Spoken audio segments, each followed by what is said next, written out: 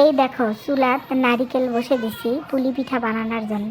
তো প্রথমেই নারিকেলের ভিতর আমি দিয়ে দিব গুড়, একেবারে খাঁটি খেজুরের গুড়। তারপর আমি এটি দিয়ে দিব গরম মশলা দিয়ে সব কিছু খুব ভালোভাবে লাড়ে চাড়ে নিতে হবে। আর মিরচানা লবণও দিয়ে দিবেন। এটি গুড় গলতে থাকুক, ওটি আমি আটা সিদ্ধ করে নিব।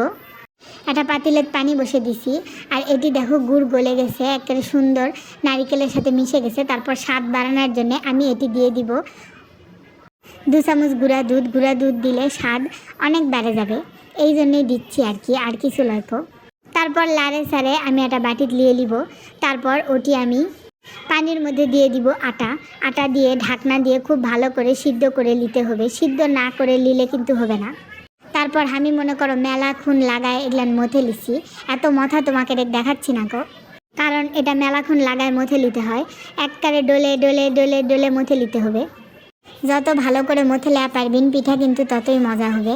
মথে না নিলে পিঠা কিন্তু ভালো হবে না গো।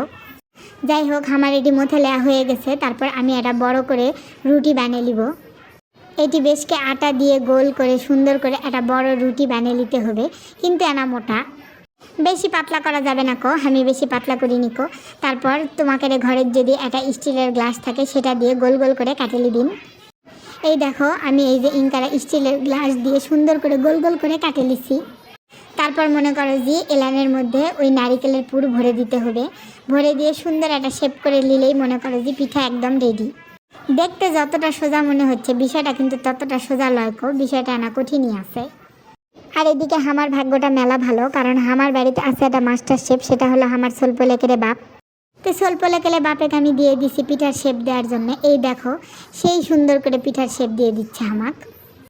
আমি সব রেডি করে গোল গোল করে সামনে দিয়ে দিছি, আর উনি আমাকে যে ইনকেরে শেপ দিয়ে দিচ্ছে। আমি এখন খালি ভাজে নিলেই হয়ে যাবে।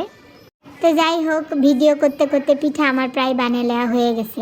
এবার আমি এগুলান গরম তেলে ভাজে নিব এক এক করে।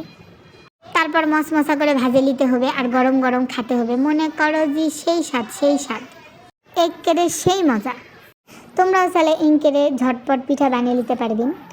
তো যাই হোক, আমার পিঠা বানানো একেবারে শেষ।